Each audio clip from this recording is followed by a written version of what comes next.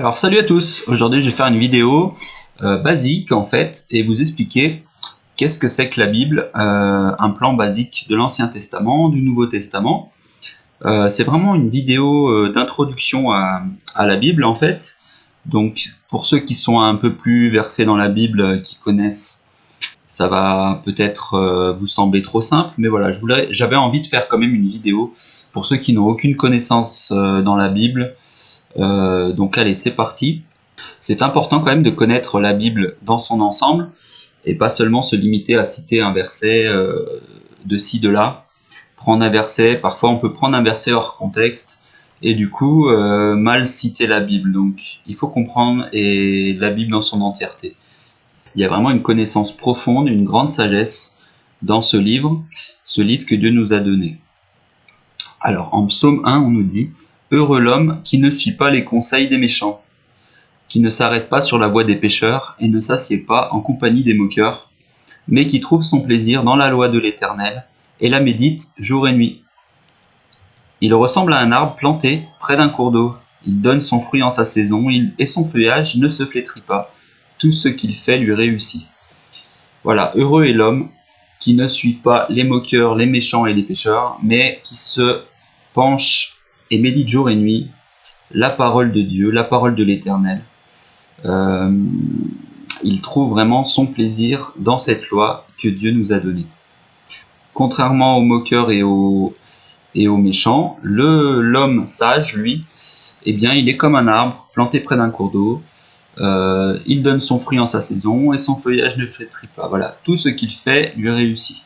Il faut quand même bien comprendre que, alors, ce livre, la compréhension que vous avez de ce livre va déterminer votre vie sur cette terre, mais aussi votre vie éternelle. Donc, la façon dont vous allez traiter ce livre va déterminer votre vie dans cette vie, dans la vie éternelle. Donc, c'est la chose la plus importante que vous devez faire dans votre vie. La Bible, elle se définit elle-même comme la parole de Dieu. La parole de Dieu, c'est-à-dire que c'est Dieu qui a inspiré les hommes et ces hommes ont ensuite écrit le livre de la Bible. Donc c'est en ça qu'on dit que la Bible est la parole de Dieu, car c'est Dieu qui, par les hommes, nous a donné ses écritures. Donc par nature, la Bible, elle fait autorité, puisque c'est Dieu qui nous la donne, et Dieu, il n'y a personne au-dessus. Dieu, c'est l'autorité suprême, et sa parole est donc l'autorité suprême et la vérité. Il n'y a pas d'autre vérité que la vérité que Dieu lui-même, qui est seul et le seul créateur, et le top du top, quoi. Il n'y a personne au-dessus de Dieu, donc ce qu'il nous a donné, c'est le top du top, la vérité. Et ensuite, les hommes peuvent s'égarer dans les mensonges, mais Dieu lui-même ne peut pas se tromper. Donc cette vérité révélée, cette parole de Dieu, c'est ce qui va nous aider à combattre les mensonges. Alors les mensonges du monde, les mensonges de Satan. Cette vérité révélée, cette vérité, eh bien c'est notre arme, c'est notre meilleure arme en fait, dans notre vie, dans notre combat spirituel de tous les jours. Cette épée de la parole, cette Bible, c'est notre épée, voilà, spirituelle. C'est avec ça que nous combattons les mensonges. Et c'est ce qui nous permet aussi de vivre une vie agréable à Dieu et de marcher dans les pas de notre Seigneur Jésus-Christ.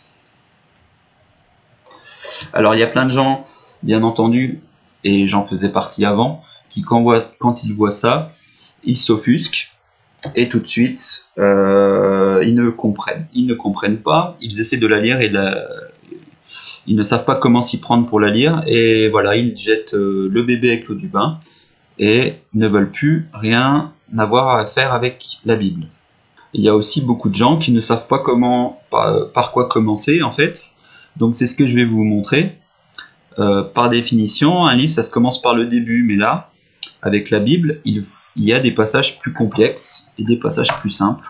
Il y a même des chrétiens qui, pendant des dizaines d'années, sont sauvés, certes, ils ont leur foi en Jésus-Christ, mais finalement ne connaissent pas grand-chose à la Bible. ils ne la lisent pas du tout ou ne s'y intéressent peu. Donc cette vidéo va être une vidéo basique et simple à comprendre, vraiment pour les débutants qui n'ont vraiment un petit peu ou voire aucune connaissance de la Bible. Alors ce mot Bible, qu'est-ce que ça veut dire? Bible, en fait, la Bible, eh ben, le mot Bible, ça veut dire simplement le livre. Donc, la Bible, c'est le livre. Alors, c'est le livre avec un grand le, quoi. S'il y a un conseil de lecture, hein, comme on voit souvent, alors un conseil de lecture, si vous avez un livre à lire dans votre vie, eh bien, c'est la Bible, c'est le livre. Voilà, tous les autres, là, vous aurez la vérité. Donc c'est le livre à lire pour votre salut et pour vivre une vie plaisante, agréable à Dieu et pour pouvoir marcher dans les pas de notre Seigneur Jésus-Christ. Donc on dit c'est le livre, mais c'est en fait, la Bible est un recueil de 66 livres en fait, 66 livres qui ont été écrits sous l'inspiration de Dieu bien entendu, par 40 personnes différentes sur une période de temps très large, quoi, hein. Voilà, ces 40 personnes qui ont écrit les 66 livres de la Bible ont été inspirées par le Saint-Esprit. Il y a des hommes, il y a des femmes aussi hein, qui ont écrit certains des livres et regroupent des styles différents. Voilà, des styles. Il y aura des livres plus historiques qui retraceront des événements historiques, des personnages historiques. Il y aura des livres plus poétiques, voilà, de la poésie. La poésie, c'est quand même bien parce que ça touche vraiment au cœur des gens. Et il y aura aussi pas mal de livres prophétiques. Donc les livres prophétiques sont plus complexes.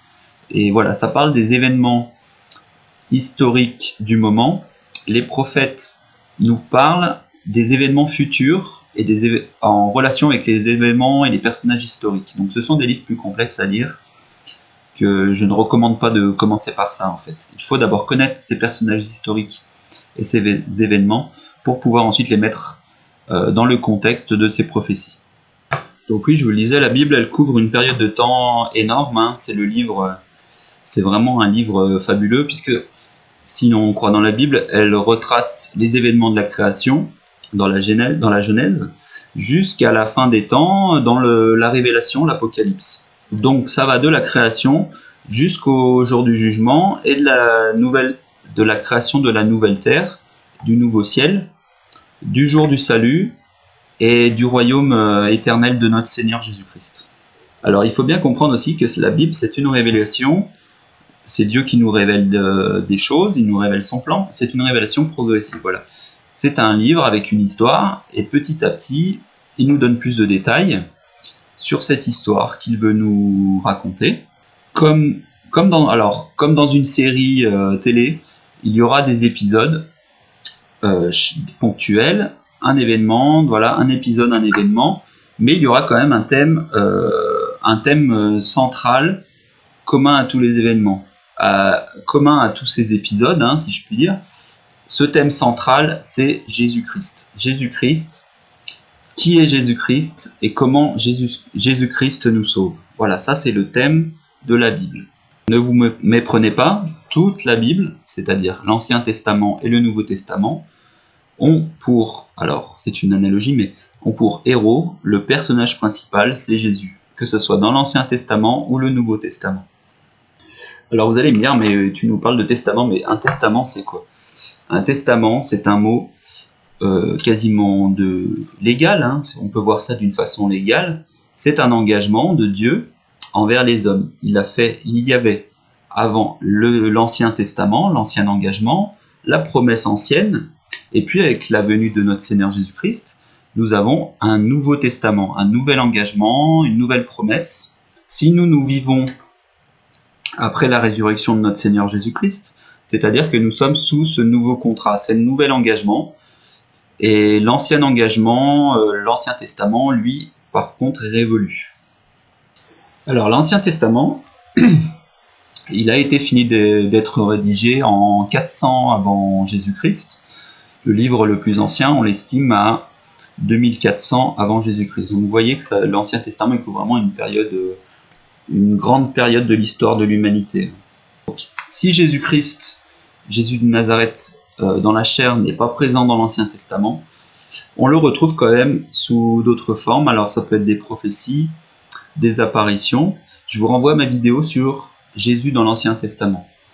L'Ancien Testament, il est sur ce peuple d'Israël, ces Juifs, que Dieu a choisi et qu'il a guidé, voilà, jusqu'à la terre promise.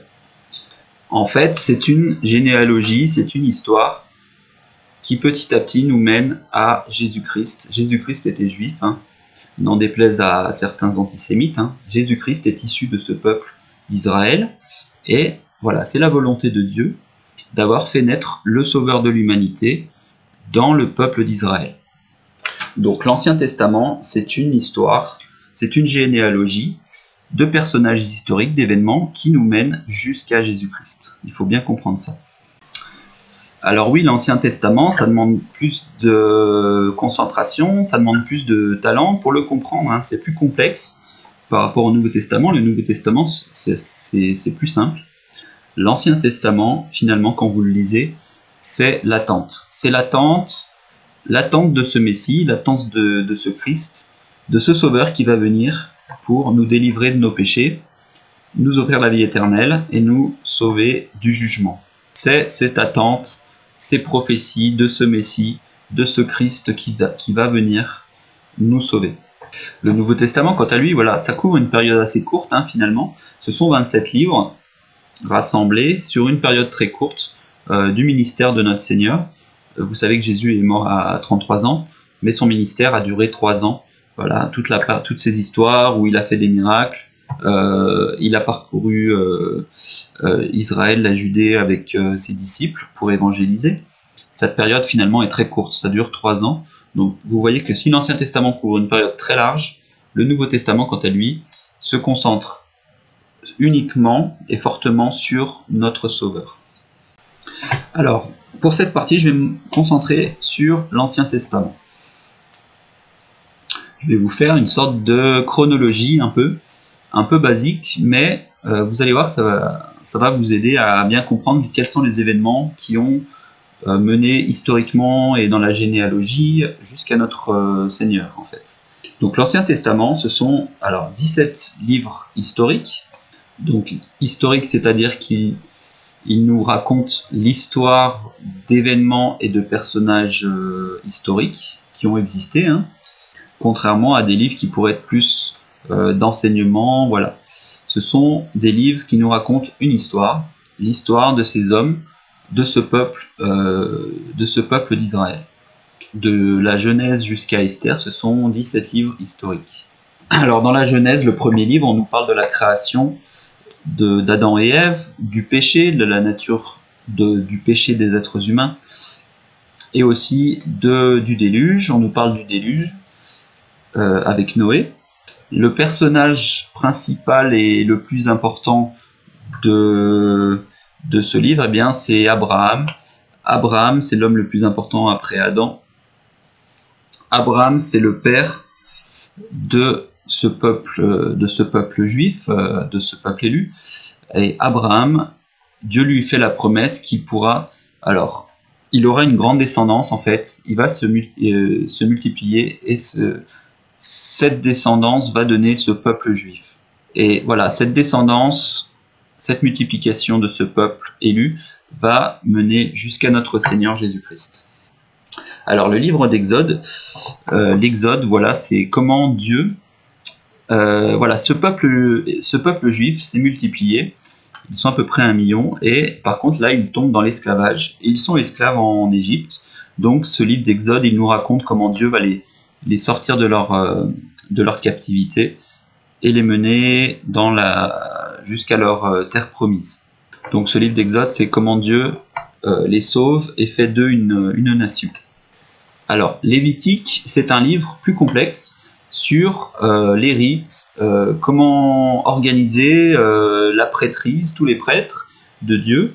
Donc c'est un livre un peu plus complexe et plus dur à lire. Donc ça nous donne beaucoup de détails sur comment organiser le culte, mais en fait, si on peut le lire, c'est très intéressant pour trouver des images de Jésus-Christ. Dans ces rites qu'il faisait, par exemple sacrifier des agneaux, eh bien, ce sont des rites physiques que Dieu leur demandait de faire, qui étaient des symboles de la vie de Jésus-Christ. En fait, quand il sacrifiait ces animaux, et bien finalement c'était une image du sacrifice de Jésus-Christ.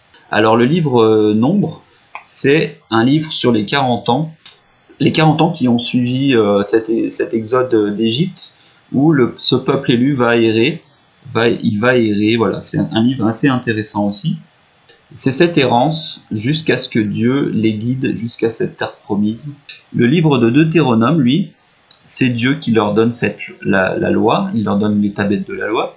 C'est un livre en fait sur l'obéissance à Dieu, voilà, et mettre sa confiance et sa foi en Dieu.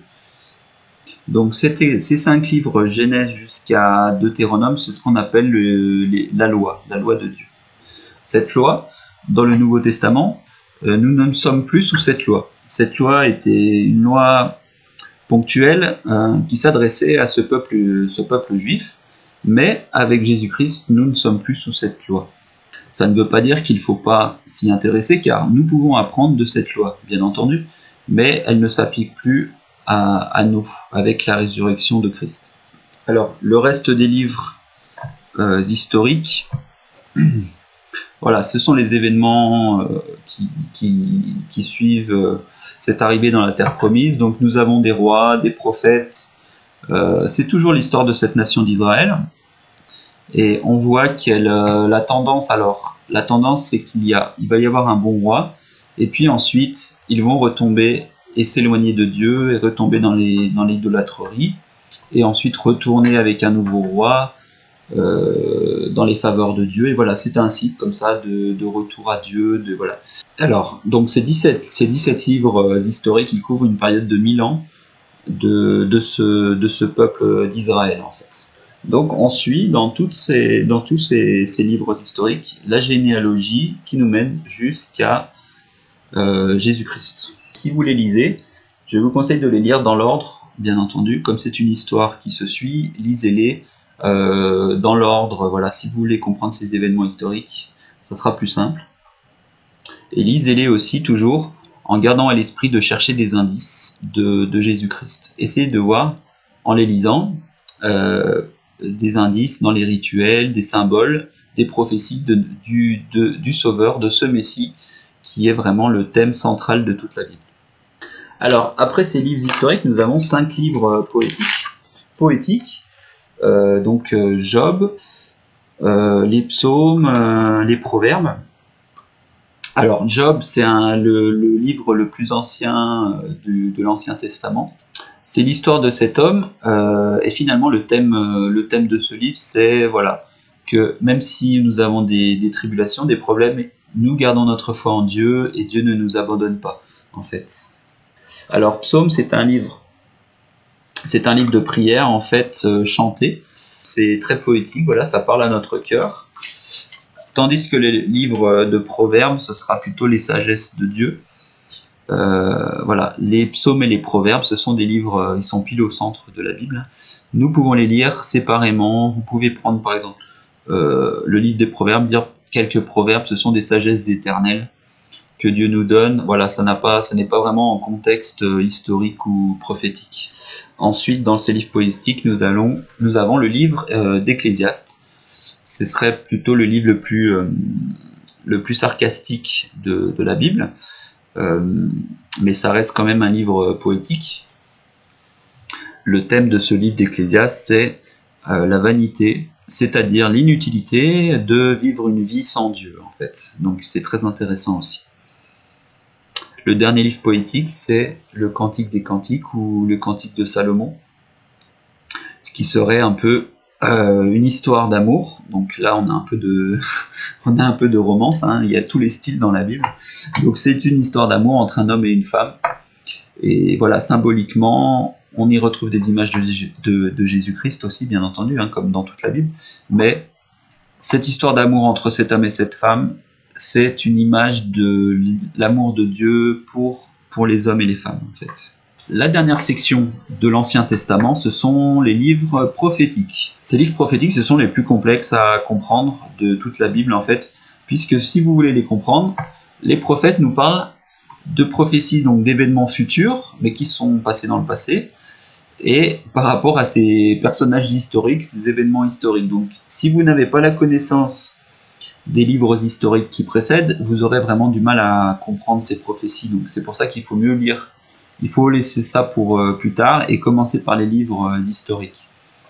Souvent ces prophètes, c'est quand ce peuple d'Israël se détourne de Dieu, eh bien Dieu donne une révélation à ses prophètes pour que par leur prêche, par leur parole, ils ramènent ce peuple d'Israël vers Dieu en fait, pour qu'ils arrêtent leur idolâtrerie et de se détourner de Dieu. Ces prophètes les exhortent vraiment à retourner vers Dieu. Donc c'est pour ça qu'il faut comprendre et connaître ces événements historiques pour comprendre ces prophéties. Un autre point important, c'est aussi que ces prophéties, pour beaucoup d'entre elles, notamment Daniel, elles ont une application immédiate dans le temps où ces événements historiques se passent, et puis ils auront aussi une application prophétique sur la fin des temps, voilà, comme Daniel. Par exemple, comme lorsque Daniel nous parle de Babylone, il y a une application dans le temps présent de Daniel, et puis il y a cette Babylone de la fin des temps. Donc voilà, ce sont des sujets, je ne vais pas trop développer, ce sont des livres plus complexes qu'il faut lire ensuite. Hein. Ne commencez pas par ça, parce que vous n'allez pas forcément tout comprendre. Hein. Alors, on passe maintenant au Nouveau Testament. Donc, le Nouveau Testament, ce sont d'abord 5 livres historiques.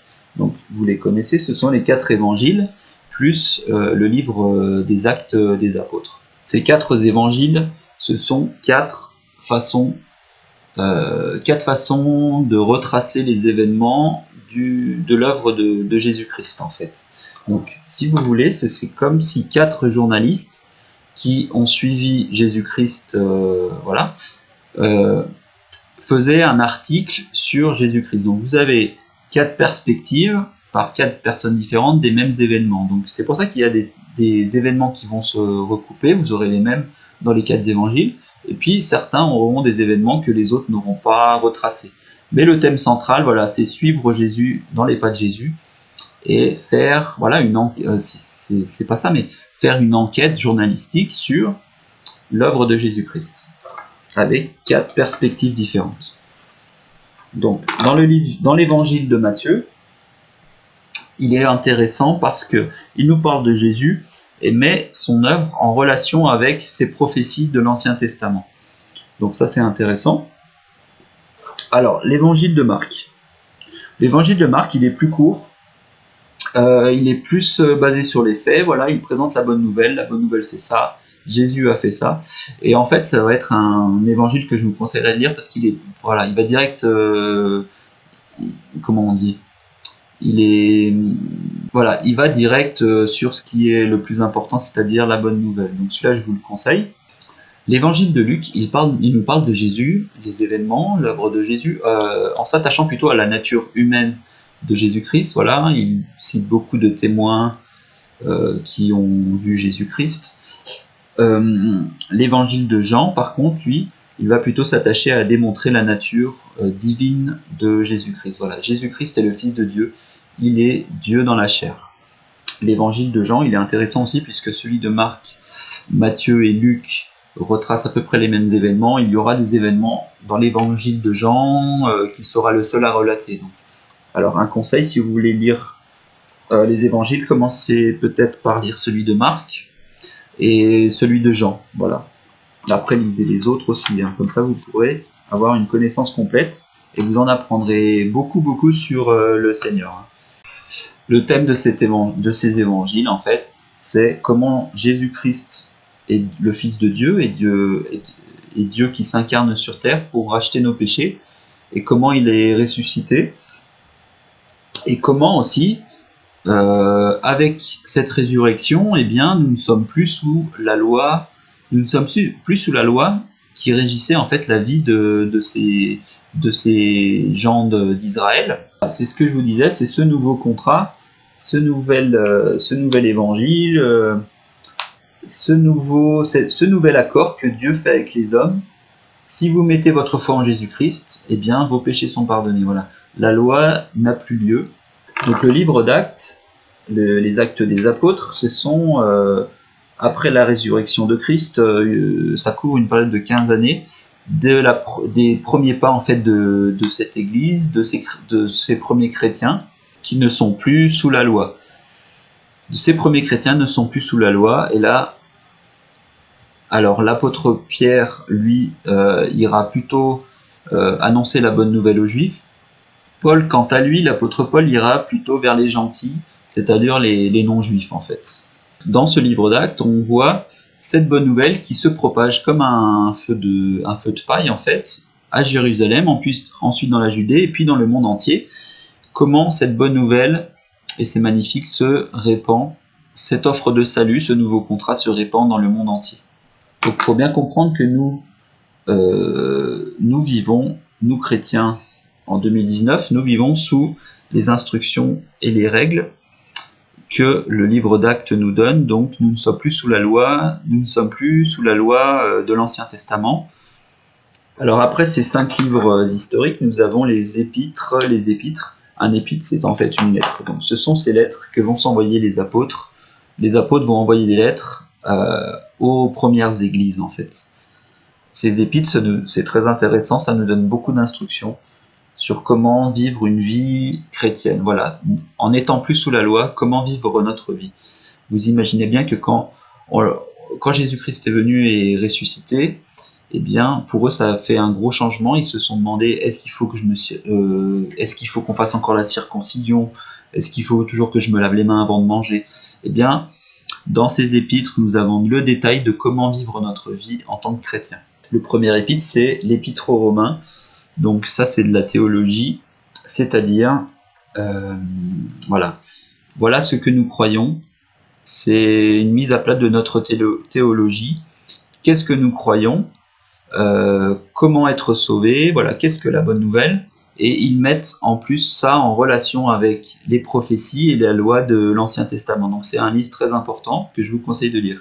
Après les épîtres aux Corinthiens, ce sont des livres sur comment marcher dans les pas de Jésus-Christ, en fait, comment vivre une vie simple et agréable, et comment avoir une unité dans l'Église, en fait. L'épître aux Galates, c'est important car ça nous explique comment nous sommes sauvés par notre foi. C'est la foi qui nous sauve et nous recevons la grâce de Dieu, donc c'est encore là la bonne nouvelle. Mais ça nous explique aussi que c'est comme ça que Dieu a toujours sauvé les gens. Même dans l'Ancien Testament, c'est la foi qui les sauvait en fait. Ce n'était pas leurs œuvres ou le fait qu'ils respectent bien la loi ou pas. De tout temps, même si nous sommes sous un nouveau contrat, c'est la foi qui a sauvé. Donc c'est très important aussi de lire ça, si je vous le conseille. Le reste des épîtres, ce sont des lettres qui nous enjoint, qui nous conseille de se méfier fortement des faux prophètes. Voilà, on nous dit qu'il y aura des faux prophètes, donc on nous explique comment ne pas les suivre. Et ils sont vraiment là pour nous encourager à suivre Jésus, marcher dans les pas de Jésus et faire des œuvres pour notre Seigneur. Voilà, évangéliser, apporter la bonne nouvelle autour de nous. Alors, la dernière section de la Bible, c'est bien entendu ce qui intéresse beaucoup de gens. C'est le seul livre prophétique du Nouveau Testament, c'est-à-dire la Révélation, l'Apocalypse. Donc, il n'y a qu'une seule prophétie de la fin des temps, puisque nous attendons plus qu'une seule chose. Si nous sommes chrétiens et que nous avons notre foi en Jésus, nous attendons le retour de notre Seigneur. Donc, ce livre de l'Apocalypse, c'est un livre de prophétie assez complexe. Il y en a beaucoup qui ont envie de savoir la fin avant le début, donc qui se jettent dessus et n'y comprennent rien. Donc je ne vous conseille pas de commencer par ça. Je vous invite plutôt, je ferai une série de vidéos sur ce livre de la Révélation, de l'Apocalypse. Ça va être des sujets assez complexes. Donc d'ici à ce que je fasse ces vidéos, je vous encourage à lire les évangiles, vous plonger un peu dans les événements historiques de l'Ancien Testament. Mais ne vous jetez pas sur la Révélation, enfin vous pouvez, il n'y a pas de souci, si vous avez le courage et la motivation, allez-y, mais ce sera plus complexe. Ce livre de la Révélation, il nous retrace les événements futurs, voilà, ceux que nous avons espoir, le retour de notre Seigneur, de notre Sauveur, qui prononcera le jugement et établira son règne éternel sur terre. Donc c'est assez excitant, hein, c'est très très intéressant. Donc là, je ferai des vidéos là-dessus aussi. Donc voilà, pour finir, je ne vais pas faire trop long sur cette introduction à la Bible. Je vais vous donner quand même quelques conseils de lecture. Comment, voilà, vous avez ce livre, vous avez votre épée. Comment s'y prendre pour le lire? Alors déjà, armez-vous de patience, soyez patient. Ne vous découragez pas. Prenez un livre, un des 66 livres. Commencez déjà par les évangiles en fait. Commencez par lire un ou deux évangiles, puis les actes des apôtres, quelques épîtres. Déjà, voilà, le plus simple à comprendre, c'est le plus important à comprendre. C'est-à-dire, le plus important à comprendre, c'est que c'est Jésus-Christ qui nous sauve, c'est notre foi en Jésus-Christ qui nous sauve, et ça, c'est bien fait par Dieu, bien entendu. C'est le plus simple à comprendre. Le reste est plus complexe et demande plus de patience. Donc, si vous êtes vraiment néophyte, que vous ne connaissez rien, ne commencez pas par le début de la Bible, je vous le dis à chaque fois. Commencez par lire un ou deux évangiles et peut-être lire les actes des apôtres. Si ponctuellement vous ne savez pas trop quoi lire, eh bien je vous conseille de lire des proverbes ou des psaumes que vous pouvez lire voilà, séparément. Si vous avez peu de temps, vous pouvez passer un quart d'heure à lire des proverbes, c'est plein de sagesse et ça se lit vraiment hors contexte, quoi, hein. Ce sont des sagesses éternelles. Lisez un livre, un des 66 livres en entier. Ne vous arrêtez